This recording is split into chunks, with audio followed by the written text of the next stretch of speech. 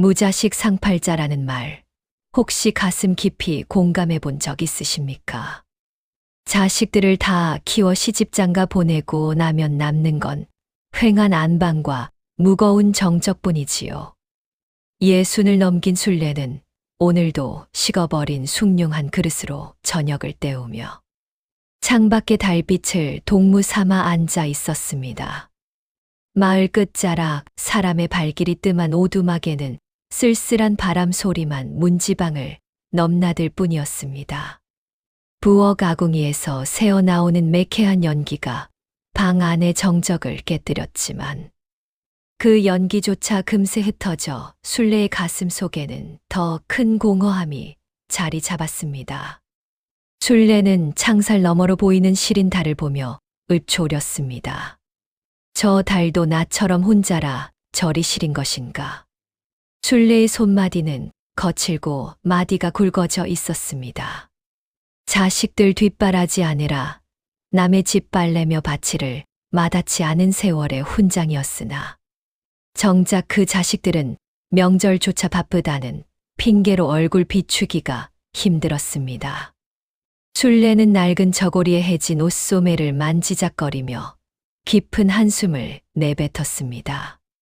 벽에 걸린 낡은 가시며 남편의 유품들이 먼지를 뒤집어 쓴 채 그녀를 내려다보고 있었습니다.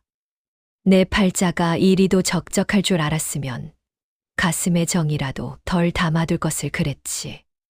순례는 혼잣말을 하며 차가워진 방바닥에 몸을 뉘었습니다. 방 안의 공기는 얼음장 같았고 낡은 이불은 그녀의 야윈 몸을 감싸기엔 너무나 얇았습니다. 그런데 그날 밤 툇마루 너머에서 어흠 실례하오 하는 굵직하고도 어딘가 장난기 섞인 목소리가 들려왔습니다. 사람이라기엔 너무나 기괴하고 큰 그림자가 문창지에 비쳤는데 그 높이가 어찌나 높은지 처마 끝을 훌쩍 넘길 정도였습니다. 순례는 가슴이 철렁 내려앉아 문고리를 잡은 손을 바르르 떨었으나 이내 평생을 홀로 버텨온 강단으로 문을 벌컥 열었습니다. 문 밖에는 어둠을 등지고 선 커다란 형체가 순례를 기다리고 있었습니다. 그런데 그날 밤 순례는 차마 예상치 못한 것을 보고 말았습니다. 그것은 전설 속에나 나오던 기이한 존재였습니다. 문 밖에는 덩치가 산만하고 머리에는 혹 같은 뿔이 돋아난 도깨비가 서 있었습니다. 보통 사람이라면 기겁하며 쓰러졌겠지만 순례는 오히려 도깨비의 커다란 눈을 빤히 바라보았습니다. 도깨비의 눈은 험상궂은 겉모습과 달리 길 잃은 강아지처럼 순수하게 빛나고 있었습니다. 밤늦게 웬 손님이기에 이리 요란을 떠오? 순례가 짐짓엄한 목소리로 물었습니다.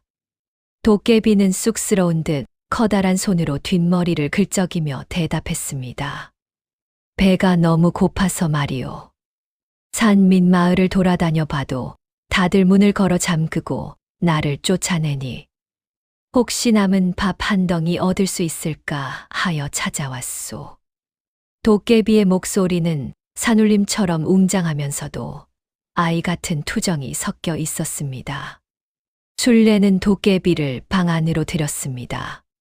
찬장 깊숙이 넣어두었던 수수부꾸미와 따뜻한 숭늉한 사발을 정성스레 내어주었습니다. 도깨비는 그것을 한 입에 털어넣고는 개걸스럽게 먹어치웠습니다. 그 모습이 꼭 타향해서 고생하다 돌아온 자식 같아 보여 순례는 자기도 모르게 행주치마에 손을 닦으며 흐뭇한 미소를 지었습니다.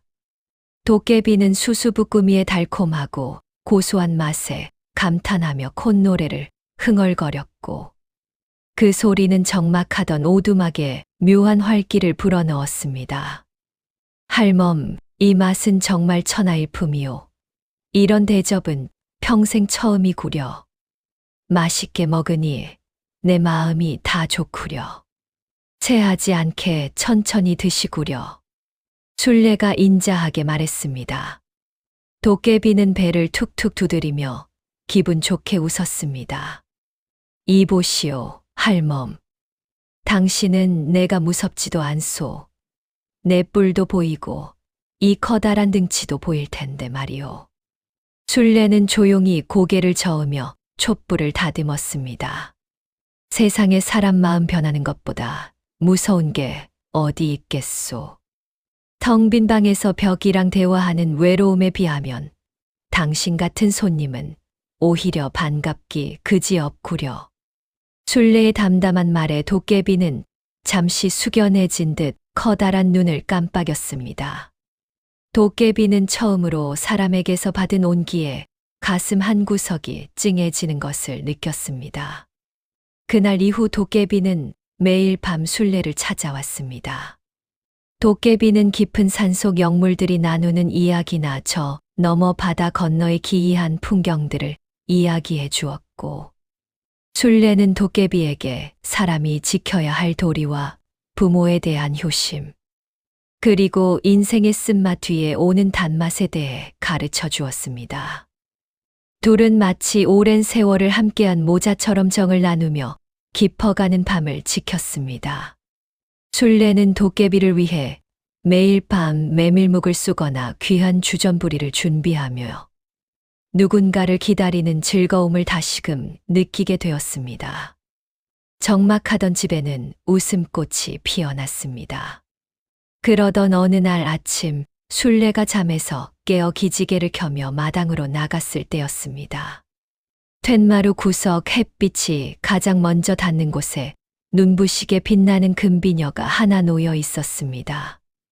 도깨비가 밤새 소리 없이 두고 간 선물임이 분명했습니다. 술래는 그것을 손에 쥐어보았으나 그 차가운 금속의 촉감보다 도깨비가 남기고 간 온기가 더 크게 느껴져 가슴이 뭉클해졌습니다. 이놈, 말도 없이 이런 걸 두고 가다니. 술래의 눈가에 이슬이 맺혔습니다. 그것은 단순한 금부치가 아니라 자신을 알아봐 준 손님이 건넨 무거운 진심이었습니다. 소문은 발 없는 말이 되어 삽시간에 마을로 퍼졌습니다. 글쎄, 산 밑 술래 할멈네 마당에 밤마다 도깨비가 금을 쏟아붓는다지 뭐야. 사람들의 수군거림이 커질수록 평소 안부 기별조차 없던 자식들이 하나둘 집으로 몰려오기 시작했습니다. 굳게 닫혀있던 살인문이 요란하게 열리고 먼지 풀풀 날리며 큰아들 만석이 뛰어들어왔습니다.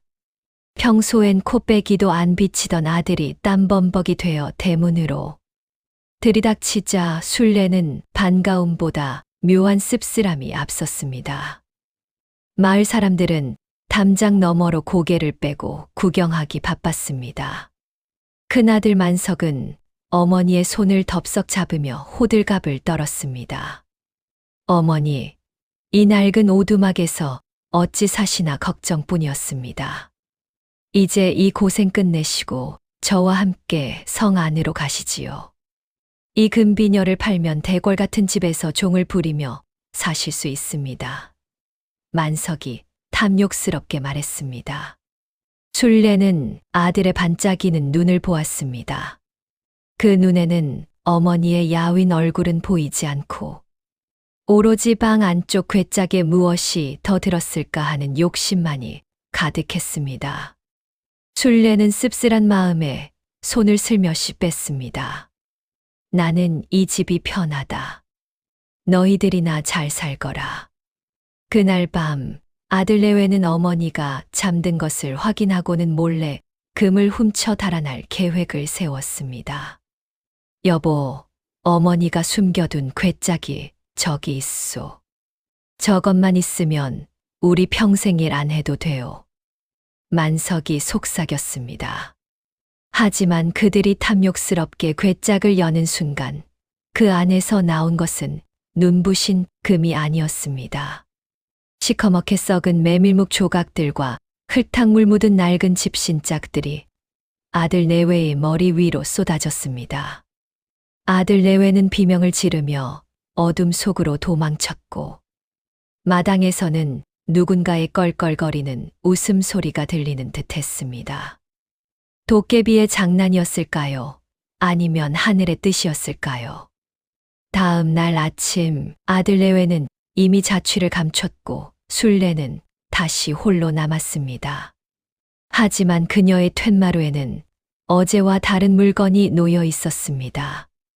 그것은 금비녀가 아니라 술래의 굽은 등을 받쳐줄 한 번도 부러지지 않을 만큼 튼튼한 나무 지팡이와 한겨울, 추위도 막아줄 따뜻한 솜털신 한 켤레였습니다. 술래는 그 투박한 물건들을 어루만지며 비로소 참된 평온함을 느꼈습니다.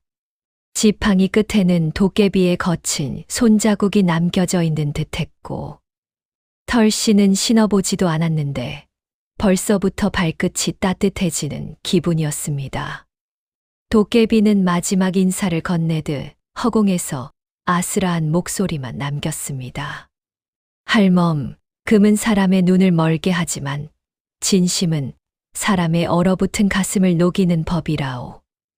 이제 외로워하지 마시오. 이 지팡이가 당신의 다리가 되어줄 것이고 이 신발이 당신의 온기가 되어줄 것이요. 술래는 허공을 향해 고개를 끄덕였습니다. 고맙구려. 참으로 고맙구려. 술래의 대답은 바람에 실려 산 너머로 날아갔습니다. 이제 그녀는 더 이상 혼자가 아니었습니다.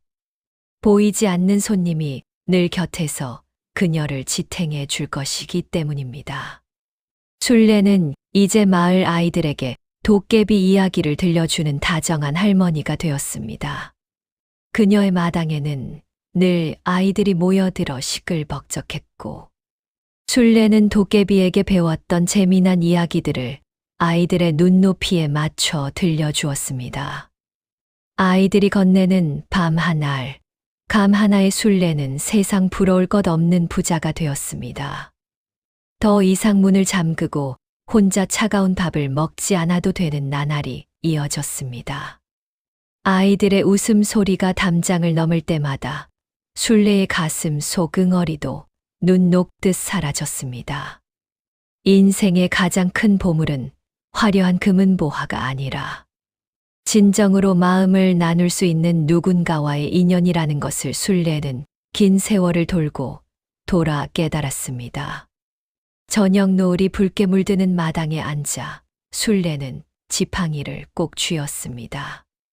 그것은 세상 무엇보다 단단한 위로였으며 도깨비와 나눈 우정의 증표였습니다. 술래의 얼굴에 핀 주름꽃은 석양 아래에서 그 어느 때보다 아름답게 빛났습니다.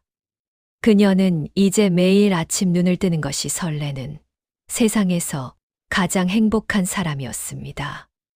여러분의 마음의 방을 두드리는 손님은 지금 누구입니까? 혹시 가장 가까운 이의 진심을 외면하고 눈앞의 금비녀만을 쫓고 있지는 않으신지요? 오늘 밤 소중한 사람에게 고맙다는 따뜻한 기별 한 통 건네보시는 건 어떨까요?